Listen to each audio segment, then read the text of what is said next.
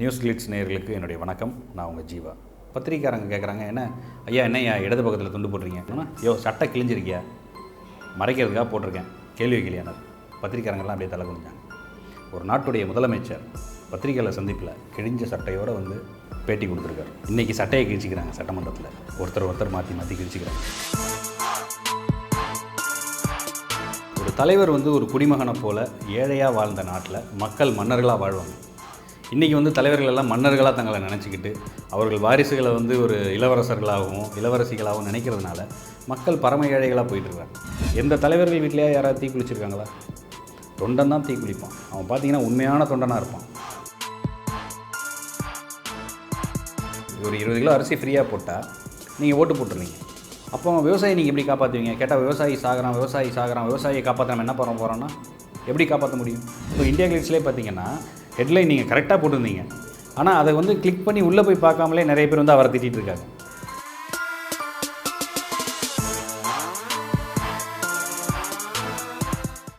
ஜெயலலிதா அவர்களோட அண்ணன் மகள் தீபா பேரவை ஆரம்பிச்சிருக்காங்க. அதுக்காக நீங்கள் ஃபேஸ்புக்கில் உங்களோட கண்டனத்தை பதிவு செஞ்சுருக்கிறத பற்றி சொல்லுங்கள். அதை நேற்று அவங்க ஆரம்பித்ததுக்கப்புறம் இப்போ சமூக வலைதளத்தில் இப்போ மக்கள் எப்படி பார்த்துட்டு இருக்காங்கன்றது உங்களுக்கே தெரியும். இது மக்கள் சேவைக்கான ஒரு விஷயம். நீங்கள் ஒரு கொள்கை வேணும். இப்போ நீங்கள் உங்களுக்கு என்ன கொள்கை இருக்குது? நான் இந்த திட்டங்கள் வச்சுருக்கேன், நான் இந்த மக்களுக்கு செய்ய போகிறேன், என்னுடைய இந்த சொசைட்டிக்காக நான் இதுக்கு முன்னாடி இவ்வளோ குரல் கொடுத்துருக்கேன் அப்படின்னு சொல்லி வரணும்.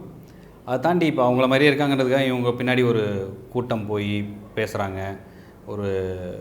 ஒரு இதெல்லாம் பண்ணுறாங்க. இப்போ நீங்கள் அவங்களே பார்த்தீங்கன்னா அவங்க மறைஞ்சதுக்கப்புறம் அடுத்த நாளே வேறு ஒருத்தர் தலைவரை அவங்க தேர்ந்தெடுத்தாங்க அதே கட்சிக்குள்ளே. அதுக்கப்புறம் இவங்களுக்கும் அது மாதிரி தான் நடக்கும். இவங்க வந்து ஒரு தேர்தலை வெற்றி பெற்றாங்கன்னா இவங்க கூட போவாங்க, ஒருவேளை தோர்த்துட்டாங்கன்னா அங்கேருந்து எல்லாம் போயிடுவாங்க. ஸோ இது வந்து ஒரு விஷயந்தான். ஸோ நீங்கள் முதல்ல வந்து உங்களுடைய கொள்கைகள் அஜெண்டா என்னன்னு சொல்லுங்கள். இதை நம்ம வந்து யாருமே வரக்கூடாதுன்னு கிடையாது, யார் வேணாலும் வரலாம். இந்த நாட்டில் வாழக்கூடிய எல்லாருக்குமே இந்த ரைட்ஸ் இருக்குது. யாரையுமே நாங்கள் வர வேணான்னு சொல்கிறதுக்கு வந்து யாருக்குமே உரிமை கிடையாது. வரவங்க வரட்டும், ஆனால் வர்றவங்க எல்லாமே சர்வீஸ் மைண்டோடு வாங்கன்னு தான் சொல்கிறோம். சமூக வலைத்தளங்கள்ல நீங்க சொன்ன கருத்தை சில பேர் ஆர்பி சௌத்ரி மகன் ஜீவா சொன்ன சம்பவம் பத்தி சொல்லுங்க. நான் ஒரு கருத்து சொல்லியிருக்கேன்னா அது என்னுடைய கருத்து, அதுக்கு நான் பொறுப்பேற்றுக்கணும். இப்போ வேற ஒருத்தரை அதில் கோர்த்து விடக்கூடாது. அவரை பாவம் தெரியாமல் இந்த ஒரே பேர் குழப்பத்தினால என்ன பண்ணுறாங்க, மக்களுக்கு என்னென்னா ஒரு விஷயம் சொல்லியிருக்காங்கன்னா இதை யார் சொல்லியிருக்காங்க, எதுக்காக சொல்லியிருக்காங்க, சொன்ன விஷயம் சரிதானா அப்படின்னதுக்கப்புறம் தான் அதை வந்து பதிவிடணும். எல்லா ஊடகங்களுக்கும் அந்த பொறுப்பு இருக்குது. நம்ம அந்த ஒரு ஹெட்லைன்ஸை மட்டும் பார்த்துட்டு நம்ம கமெண்ட் பண்ணிடுறதோ இல்லை இதுதான் இருக்கும் ஏதோ ஒன்று சொல்லியிருப்பாங்கன்ற இது ஆக்சுவலாக தவறு நடந்திருக்கு. இப்போ நான் ஒன்று சொன்னதை வேற ஒருத்தர் சொன்னதாக போட்டது வந்து யாருடைய தப்பு? மக்கள் தப்பு கிடையாது. ஒன்று சில யூடியூப் இதில் வந்து அதை அவருடைய ஃபோட்டோ போட்டு பண்ணியிருக்காங்க. ரெண்டாவது இப்போ இந்தியா கிளிட்ஸ்லேயே பார்த்தீங்கன்னா ஹெட்லைன் நீங்கள் கரெக்டாக போட்டிருந்தீங்க, ஆனால் அதை வந்து கிளிக் பண்ணி உள்ளே போய் பார்க்காமலே நிறைய பேர் வந்து அவரை திட்டிகிட்டு இருக்காங்க. ஸோ இது ஒரே விஷயந்தான், நிதானம் இல்லாமல் செய்யக்கூடிய ஒரு விஷயம். கவனக்குறைவுன்னு இல்லை, அதை கூட போய் பார்க்க முடியாது. யார் என்ன சொன்னான்றதே நம்மளால் பொறுமையாக கவனிக்க முடியலன்னா கொள்கை இல்லாத அரசியல்வாதிகள் நம்ம எங்கேருந்து கண்டுபிடிக்க போகிறோம்? தமிழ்நாட்டில் இப்போ இருக்க நிலையில்லாத அரசியல் பற்றி நீங்கள் என்ன நினைக்கிறீங்க? தமிழகத்தில் இப்போ இருக்கிற நிலையில்லாத ஒரு தன்மையை பற்றி நீங்கள் சொல்கிறீங்க. என்ன கேட்டால் நான் படித்த வரைக்கும், நான் தெரிஞ்சுக்கொண்ட விஷயம் வரைக்கும் தமிழக அரசியல் வரலாற்றில் 50 வருஷமாகவே ஒரு நிலையில்லாத தன்மை இருக்குன்றது தான் யதார்த்த உண்மை. ஆனால் எல்லாருமே பார்த்திங்கன்னா காமராஜர் ஆட்சியை கொண்டு வரணும் அப்படின்றாங்க. அது ஏன் அப்படின்ற ஒரு டெஃபினிஷன் நல்லா தெரிஞ்சுக்கிட்டோன்னு சொன்னால் அதுதான் உண்மையாகவே மக்களாட்சியாக இருந்திருக்கு. நம்ம நாட்டுடைய டெவலப்மெண்ட் எல்லாமே அந்த ஒரு குறிப்பிட்ட ஒரு 9 வருஷத்தில் தான் நடந்திருக்கு. தமிழகத்து அரசியல் வரலாற்றில் அதை பொற்கால ஆட்சியாக நம்ம சொல்கிறோம். அது ஏன் பொற்கால ஆட்சியாக இருந்தது? மக்கள் வந்து ஒரு தலைவர் வந்து ஒரு குடிமகனை போல் ஏழையாக வாழ்ந்த நாட்டில் மக்கள் மன்னர்களாக வாழ்வாங்க. இன்றைக்கி வந்து தலைவர்கள் எல்லாம் மன்னர்களாக தங்களை நினச்சிக்கிட்டு அவர்கள் வாரிசுகளை வந்து ஒரு இளவரசர்களாகவும் இளவரசிகளாகவும் நினைக்கிறதுனால மக்கள் பரம ஏழைகளாக போயிட்டுருக்காங்க. இன்றைக்கி ஏன் நம்ம வந்து இந்த நிலையற்ற தன்மைக்கு இருக்கிறோன்னா ஒரு இலவசத்துக்கு ஆசைப்பட்ட ஒரு நிலை தான் இன்றைக்கு இப்படிப்பட்ட ஒரு குழப்பங்களுக்கெல்லாம் காரணமே அப்படின்றத சொல்கிறதுக்காக தான் சொல்கிறேன்.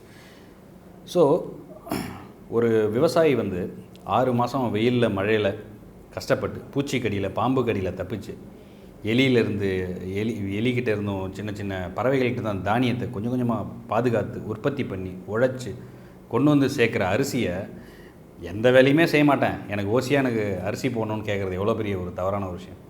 அப்போ அந்த உழைப்புக்கான ஒரு மரியாதைன்னு ஒன்று இருக்கு இல்லையா? அப்போ உங்களுக்கு ஒரு 20 கிலோ அரிசி ஃப்ரீயாக போட்டால் நீங்கள் ஓட்டு போட்டுருவீங்க. அப்போ விவசாயி நீங்கள் எப்படி காப்பாற்றுவீங்க? கேட்டால் விவசாயி சாகுறான், விவசாயியை காப்பாற்ற நம்ம என்ன பண்ண போகிறோன்னா எப்படி காப்பாற்ற முடியும்? இல்லையா?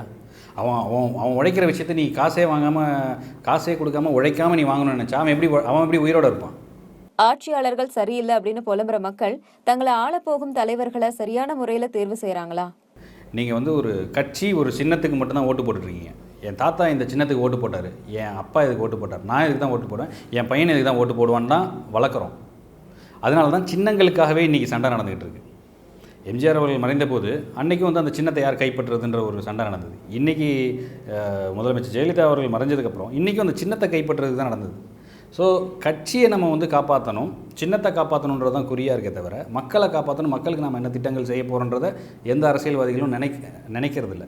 ஸோ இப்போ நான் இது எங்கே மாறுபடுதுன்னா, மக்கள் வந்து முதல்ல உன் தொகுதியில் நிற்கிற ஒரு கவுன்சிலராக இருக்கட்டும், வார்டு மெம்பராக இருக்கட்டும், அவன் எந்த விதமான குற்ற வழக்குலையும் இல்லாதவனா, இந்த உண்மையிலே இந்த சமுதாயத்துக்கு நல்லது பண்ணணும்னு நினைக்கிறவனா, நல்லவனா முதல்ல பாருங்கள். ஒரு எம்எல்ஏவா உங்க ஓட்டு கேட்டு வராங்களா, நீ கட்சியை பார்க்காத, சின்னத்தை பார்க்காத, முதல்ல அந்த எம்எல்ஏ கேண்டிடேட் நல்லவனான்னு பாரு. 4 கட்சியில் நிற்கிறாங்களா, 10 கட்சி கூட நிற்கட்டும், சுயேட்சையாக கூட நிற்கட்டும், இந்த 10 இதில் யார் நல்லவனோ அவனுக்கு நீங்கள் சப்போர்ட் பண்ணிங்கன்னா மாற்றம் தன்னால் வரும். நம்ம என்ன தெரியுமா பண்ணுறோம்? இருக்கிற திருடன்லேயே எவன் கம்மியான திருடன் பார்த்து நம்ம ஓட்டு போடுறோம். இவன் அவன் திட்டிருக்கான், ஆமாம் இவன் பண்ணாத தப்பா, அவன் பண்ணாத தப்பா, எல்லோரும் தப்பு பண்ணுறாங்க. அதனால் அப்படியே நம்ம வந்து என்ன ஆயிடுச்சுன்னா, இப்போ இருக்கிற மனநிலை எல்லாத்துக்கும் எல்லோரும் தப்பு பண்ணுறாங்க, இப்போ நம்ம தப்பு பண்ணால் என்ன அப்படின்ற மாதிரி ஆயிடுச்சு. சில விஷயங்கள்லாம் நினச்சி பார்த்தாலே அப்படியே கண் கலங்கும். இதே மாதிரி ஒரு பத்திரிகையாளர் சந்திப்பில் பெருந்தலைவர் காமராஜர் வந்து இடது பக்கத்தில் தோல் துண்டு போட்டிருக்காங்க. வழக்கமாக வலது பக்கம் தான் போடுவார், இந்த வாட்டி இடது பக்கத்தில் போட்டிருக்காரு. பத்திரிக்கையாரங்க கேட்குறாங்க, என்னையா இடது பக்கத்தில் துண்டு போட்டுறீங்க? சரி, அது முக்கியம் இல்லை, வேறு நீ கேட்க வந்த கேள்வி கேளுனார். இல்லையா, என்ன கைது போட்டிருக்கீங்க? அதுவா முக்கியம், துண்டு எந்த பக்கம் தானே, நீ கேள்வி கேளுனார். ஐயா, ஏதாவது ஒரு காரணம்லாம் போட மாட்டீங்களே? என்னன்னா, சட்டை கிழிஞ்சிருக்கியா, மறைக்கிறதுக்காக போட்டிருக்கேன், கேள்வி கேளியானார். பத்திரிக்கையாரங்கெல்லாம் அப்படியே தலை குனிஞ்சாங்க. ஒரு நாட்டுடைய முதலமைச்சர் பத்திரிகையாளர் சந்திப்பில் கிழிஞ்ச சட்டையோடு வந்து பேட்டி கொடுத்துருக்காரு. இன்றைக்கி சட்டையை கிழிச்சிக்கிறாங்க சட்டமன்றத்தில், ஒருத்தர் மாற்றி கிழிச்சிக்கிறாங்க. அப்போ நம்ம எந்த அளவுக்கு நம்ம மீம்ஸாக கலாய்க்கிறோம், வீடியோவாக பார்க்குறோம், திருப்பி நம்ம அவங்களுக்கு தான் ஓட்டு போட போகிறோம். ஸோ மக்கள் வந்து அவங்கவுங்க தொகுதியில் யார் வேணால் வரட்டும் சார், அவங்க சுயேட்சையாக வரட்டும், ஒரு கட்சிகள் இல்லை, யார் நல்லவங்களோ. இப்போ நீங்கள் எந்த கட்சியில் வேணால் வரட்டும், இந்த கட்சி வரக்கூடாது, இந்த கட்சி ஆட்சியில் இருக்கக்கூடாதுலாம் சொல்லலை. இந்த கட்சியாக அவங்க தலைமையினா இது வரைக்கும் நீங்கள் ஊழலே செய்யலை. தொண்டர்கள் நீங்கள் நிறுத்துகிற வேட்பாளராக கூட்டத்தை காட்டணும், மாசு காட்டணும், நாங்கள் வெயிட்டை காட்டணும், கெத்து காட்டணுன்றதுக்காக நிற்கக்கூடாது. மக்கள் நல்லது செய்யணுன்றதுக்காக தான் நீங்கள் அரசியலுக்கு வரணும். அப்போது நீங்கள் வந்து மாற்றங்கள் வரும். இப்படிப்பட்ட தலைவர்கள்லாம் நம்ம நாட்டில் இருந்திருக்கிறாங்க. அவங்க செஞ்ச தியாகங்களுக்கெல்லாம் இன்றைக்கி வந்து அதுக்கெல்லாம் என்ன வேல்யூ இல்லாமல் பண்ணிட்டாங்களேன்றதான் என்னுடைய ஒரு கஷ்டம். இது மக்களுக்கு புரியணும். தோழர் ஜீவானந்தம் வந்து தாம்பரம் குடியிருப்பு பள்ளியில் இருக்காங்க, வீட்டில் இருக்கார். அப்போ ஒரு பள்ளிக்கூடத்தை திறக்கிறதுக்காக முதலமைச்சர் காமராஜர் போகிறவங்கள இங்கே தானே ஜீவானந்தம் வீடு, ஒரு ரெட்டு பார்த்துட்டு போகணும்னு சொல்லி வீட்டுக்கு போகிறாரு. இது மாதிரி ஒரு பள்ளிக்கூடம் திறக்க போகிறேன், நீ வாப்பாரு. அந்த பள்ளிக்கூடத்துக்கு அடிக்கல் நாட்டினது நான் தான் பாருனார். சரி வா, நம்ம போய் சேர்ந்து திறப்போம், அதான் சொன்னாங்க, நம்ம சேர்ந்து திறப்போன்னு. நீ முன்னாடி போப்பா, நான் பின்னாடி வரேனார். அட வாப்பா, உடனே கார் இருக்குது, நம்ம ஒன்றா போயிடும்னு காமராஜர் சொல்கிறார். இல்லை நீ முன்னாடி போப்பா, நான் வரேனார். அதே மாதிரி போயிட்டார். ஃபங்க்ஷன் நடந்துகிட்ருக்கு. ஜீவானந்தம் ஒரு 1/2 மணி நேரம் கழித்து வர்றார். ஏப்பா, நீ என் கூட வண்டியிலே வந்திருக்கலாம்ல, ஏன் அவ்வளோ லேட்டாக வந்த? இல்லைப்பா, ஒரு வேட்டி தான் இருந்துச்சு, துவைச்சி காய வச்சுட்டு வந்தேன், கட்டிட்டு வந்தேன், அதான் நேரம் ஆயிடுச்சுனார். இப்படிலாம் நம்ம நாட்டில் தலைவர்கள் இருந்திருக்காங்க. அவர் எம்எல்ஏவாக தண்டையார்பேட்டை தொகுதியில் நின்றுருக்கார். அப்படிப்பட்ட ஒரு எம்எல்ஏ இருந்திருக்கார் நம்ம நாட்டில். நாடு வந்து எங்கே வந்து ஒரு இவங்கெல்லாம் வாழ்ந்த தியாகங்கள்லாம் ஒரு வேல்யூ இல்லாமல் போயிட்டுருக்கேன்ற ஒரு விஷயம் இருக்கு இல்லையா? மாணவர்கள் அரசியல் பற்றி தெரிஞ்சிக்காமல் இருக்கக்கூடாது, அது மிகவும் ஆபத்தாயிடும் அப்படின்னு யார் சொன்னது? நான் சொல்லலை, பெருந்தலைவர் சொன்னது. ஒரு நாட்டை வழிநடத்தின, ஒரு நாட்டுக்கு கிங் மேக்கராக இருந்த ஒருத்தர், மாணவர்களுடைய கல்வி முக்கியம். ஏன்னா உங்களை உசுப்பேற்றி என்ன வேணால் ஒரு வலிமையான ஆயுதங்கள் உங்களை எப்படி வேணால் தவறாக பயன்படுத்திடலாம். எமோஷ்னலாக பேசி தீக்குளிக்க வச்சிடுறாங்க. எவ்வளவோ நடக்குது. எந்த தலைவர்கள் வீட்டிலையா யாராவது தீக்குளிச்சிருக்காங்களா? தொண்டன் தான் தீக்குளிப்பான். அவன் பார்த்தீங்கன்னா உண்மையான தொண்டனாக இருப்பான். ஒரு தலைவர் அரெஸ்ட் பண்ணால் அவன் தீக்குளிக்கிறது, அவங்க ஜெயிலுக்கு போனால் தீக்குளிக்கிறது, இறந்து போனால் தீக்குளிக்கிறது. அவன் குடும்பத்தை யார் பார்க்குறது? அப்போ அதெல்லாம் அவன் நினைக்க வேணாமா? ஸோ இப்படி நடந்துகிட்ருக்க. ஸோ இதெல்லாம் வந்து ஒரு சாமானியனாக ஒரு மக்களாக நம்ம பார்த்துக்கிட்டு இதை சொல்லாமலும் இருக்க முடியல, சொல்லவும் முடியல. எவ்வளோ நாளைக்கு தான் நம்ம வந்து அமைதியாக இருக்க முடியும்? இனி வரும் இளைஞர்களுக்கு நீங்கள் சொல்ல நினைக்கிறது என்ன? ஒரு திரையரங்கத்துக்கு போகிறோன்னு சொன்னால் சில பேர் பார்த்திங்கன்னா அந்த கடைசி ரோவில் உட்காந்துருப்பாங்க, ஆபாச வார்த்தைகளை பேசுவாங்க. குடும்பத்தோடு படத்துக்கு போகிற அந்த ஃபேமிலி ஆடியன்ஸ், குழந்தை, பொண்ணு, அம்மா, அவங்க சித்தி, பாட்டி, வயசான பெரியவங்க எல்லாரும் அந்த படத்துக்கு வராங்க. நீ 10 பேர் தனியாக போயிட்டா நீ வந்து அதில் கலாட்டா பண்ணக்கூடாது. உனக்கு பிடிக்கலையா நீ அமைதியாக எந்திரிச்சு வந்துடணும். அப்போ நீங்கள் வந்து தகாத வார்த்தைகள் பேசும்போது அந்த அந்த அந்த இன்னொரு குடும்பத்தில் இருக்கவங்களுக்கு அது ஒரு இரிட்டேட்டிங்காக, என்னடா ஒரு அவங்கவுங்களுடைய ப்ரெஷருக்காக, அவங்கவுங்களுடைய கொஞ்ச நேரம் ரிலாக்ஸாக நிம்மதியாக இருக்கணுன்றதுக்காக அவங்க அங்கே வராங்க. ஸோ அந்த நிம்மதியை கெடுக்கிறதுக்கு இன்றைக்கி இருக்கிற ஒரு சில பேர், அதாவது எல்லாரையும் நம்ம சொல்ல முடியாது, அந்த ஒரு சில பேர் செய்கிற தவறு அந்த ஹோல் தேட்டரில் இருக்கவங்களோட எல்லாரோட மைண்ட் செட்டையும் அது பாதிக்கும். ரெண்டாவது எனக்கு ரொம்ப வேடிக்கையாக இருக்கிறது என்னென்னா, அந்த ஆம்புலன்ஸ் பின்னாடி பார்த்திங்கன்னா, உலகத்தில் யாருக்குமே வரக்கூடாத ஒரு நிலைமை என்ன அப்படின்னு நான் எப்பயுமே சாலையில் போகும்போது நான் நினைப்பேன்னா, ஆம்புலன்ஸுக்குள்ளே பேஷண்ட்டாக போயிடக்கூடாது. அப்படி போகும்போது பார்த்திங்கன்னா, அந்த வாழ்வுக்கும் சாவுக்கும் நடுவில் அவன் போயிட்டுருப்பான். அதுக்காக எல்லோரும் வழி விடுவாங்க. நீ வழி விடலை, ரொம்ப இதுவாக பண்ணுறோம். ஆனால் நிறைய பேர் என்ன பண்ணுறாங்கன்னா, அந்த வழியை பயன்படுத்தி பின்னாடியே ஒரு 10 பைக் வேகமாக போகும். ஸோ அதெல்லாம் முதல்ல நம்ம மாற்றிக்கணும். நீ போய் நீ அந்த ஆம்புலன்ஸையும் டிஸ்டர்ப் பண்ணிவிட்டு 2 வீலரில் போய் நீ எங்கேயாவது விழுந்தால் மறுபடியும் இன்னொரு ஆம்புலன்ஸ் பின்னாடி வந்துட்டுருக்கும். ஸோ அதை பண்ணணும். அதேமாதிரி பார்த்திங்கன்னா, நிறைய பேர் வந்து பார்த்திங்கன்னா, இந்த ஒரு சாமி ஃபோட்டோ, இந்த ஒரு ஹனுமான் ரோலில் விநாயகரோ யாரையாவது ஒருத்தரை போட்டுட்டு ஒரு 10 செகண்டுக்குள்ளே நீங்கள் ஷேர் பண்ணுங்கள், உங்களுக்கு நல்லது நடக்கும். இப்படியே எல்லாம் ஷேர் பண்ணிகிட்டே இருப்பாங்க. நல்லது உனக்கோ அவனுக்கோ நடக்காது. யார் ஷேர் பண்ணால் அவனுக்கு நடக்காது. நீங்கள் யாருக்கு ஷேர் பண்ண உங்களுக்கு உங்களுடைய டேட்டா பேக் தான் உங்களுக்கு காலியாகும். ஸோ அது போன்ற விஷயங்கள்லாம் கொஞ்சம் தவிர்க்கலாம். அதே மாதிரி தமிழனாக இருந்தால் ஷேர் பண்ணு, நீ தெலுங்கனாக இருந்தால் ஷேர் பண்ணு, நீ இந்தியனாக இருந்தால் ஷேர் பண்ணு, நீ மலையாளியாக இருந்தால் ஷேர் பண்ணு. இந்த மாதிரியான விஷயங்கள் பார்க்குறோம். எல்லாருமே ஒரு பாசிட்டிவ் சைன்ஸ் தான், என்ன அலைகள் தான். நீங்கள் நினைக்கும் போது காலையில் ஏஞ்சி என்னடா நீ நாளே சரியில்லைன்னு நினச்சிட்டிங்கன்னா அந்த நாள் உங்களுக்கு சரியாகவே இருக்காது. நீ நல்லாயிருக்கும் அப்படின்ற ஒரு விஷயத்தோடு நம்ம புறப்பட்டோன்னா அது நல்லாயிருக்கும். இனிமேல் நல்லாயிருக்கும், இனிமேல் நல்லது நடக்கும், இனி நல்லதாகவே பேசுவோம், நல்லதே நடப்போம், நல்லதே ஷேர் பண்ணுவோம், நல்ல கருத்துக்களே சொல்லுவோன்ற ஒவ்வொருத்தரும் அதை செய்யும்போது நல்லது நடக்கும், நல்ல தலைமைகள் வரும், நல்ல ஆட்சி நடக்கும். தமிழகத்தில் சுயநலம் தன்னலம் இல்லாத அரசியல்வாதி அப்படின்னா யாரை சொல்லுவீங்க? சார், எனக்கு தெரிஞ்சு இதுக்கு இந்த கேள்விக்கு முதல்ல விடையே சொல்ல முடியாது. அதாவது நான் பார்த்த நம்ம பார்க்க முடியல அவர் காலத்தில் நம்ம வாழலையே, அவர் காலத்தில் நம்ம பிறக்காமல் போயிட்டோமேன்ற வருத்தம் தான். பெருந்தலைவருக்கு அப்புறம் எந்த முதல்வருமே தன்னலம் இல்லாதவர், சுயநலம் இல்லாத முதல்வர் கிடையவே கிடையாது.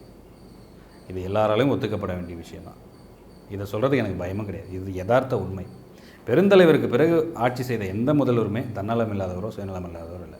ஜல்லிக்கட்டு போராட்டத்தை தொடர்ந்து ஹைட்ரோ கார்பன் திட்டத்தை எதிர்த்தும் மக்கள் யாரையுமே நம்பாம தாங்களே களத்துல இறங்கி போராடுறத பத்தி உங்க கருத்து என்ன? அதாவது மாணவர்கள் வந்து அரசியலில் நேரடியாக ஈடுபட வேண்டாம், நேரடியாக போராட வேண்டாம். இளைஞர்கள் வரலாம், மாணவர்கள் முதல்ல அவங்க அதாவது அவங்களுடைய கல்வியை நல்லா படித்து உன்னுடைய கல்வியை ஒரு ஆயுதமாக நீ பயன்படுத்து. நீ நேர்மையாக இந்த சமுதாயத்துக்கு இன்றைக்கி நீங்கள் வந்து ஒரு அரசியல்வாதி தப்பு செய்கிறத மட்டுமே எல்லாருமே சொல்கிறோம். அரசியல்வாதி தப்பு செய்கிறாருன்னா அதிகாரிங்க உடனே இருந்தால் தானே தப்பு செய்ய முடியும். அதிகாரிகள் எல்லாம் ஐஏஎஸ் சகாயம் அவர்கள் மாதிரி நேர்மையாக இருந்தால் மேலே இருக்க அவர் ட்ரான்ஸ்ஃபர் தான் கிடைக்கும். ஏன் இப்போ நீங்கள் வந்து ஒரே ஒரு சகாயம் அவரை பற்றி மட்டும் நம்ம சொல்கிறோம், நேர்மையான கலெக்டர் தான். எத்தனை கலெக்டர் இருக்காங்க, எத்தனை ஆஃபீஸர்ஸ் இருக்காங்க? நேர்மைன்றது அரசியலில் மட்டும் கிடையாது, ஒவ்வொரு துறையிலையுமே இருக்குது. இப்போ நீங்கள் ஒரு பத்திரிகை எடுத்துகிட்டோன்னா இந்த பத்திரிகையிலே நேர்மையான பத்திரிகை யார், நடுநிலையான பத்திரிகை யாருன்னு நம்ம சொல்ல முடியுமா? அவங்கவுங்க மனசாட்சிக்கு தெரியணும் இல்லைங்களா? எல்லாத்துலேயுமே இப்போ ஒரு சாதாரண வேலை செஞ்சாலும், கூலி வேலை செஞ்சாலும் அந்த வேலையை நேர்மையாக செய்கிறவங்களும் எவ்வளோ பேர் இருக்காங்க. அப்போது எல்லாத்துக்கும் மாணவர்கள் வந்துட்டே இருந்தாங்கன்னா மாணவர்களால் படிக்க முடியாது. அதுக்கு தான் நம்ம ஒரு ரெப்ரசன்டேட்டை அனுப்பியிருக்கோம். எம்எல்ஏக்கெல்லாம் எம்பிக்கெல்லாம் நம்ம அவங்கள தான் அனுப்பியிருக்கோம். ஸோ இப்போ அது வரைக்கும் இதனால் நடக்கலைன்னா அடுத்து வந்து இப்போ இருக்கிற யங்கர் ஜென்ரேஷன் அரசாங்கத்தின், அதாவது நாட்டின் மேலே நலன் உள்ளவர்கள் புதுசாக வந்து நாளைக்கு அடுத்த ஒரு தலைமுறையில் அவங்க அரசியலுக்கு வரும்போது இது எல்லாத்தையும் பார்த்து வரணும். நாட்டுடைய அக்கறையில் இருக்கவங்க மட்டும் அவங்கள வந்து இன்றைக்கி மாணவர்கள் நாளைக்கு ஓட்டுரிமை பெற்று வாங்கிடுவாங்க அவங்க. அப்போ அவங்க தேர்ந்தெடுக்கணும். அவங்க ஒரு நல்ல தலைவர்களை அங்கே அனுப்பும்போது ஒரு நல்ல மாற்றம் நடக்கும்.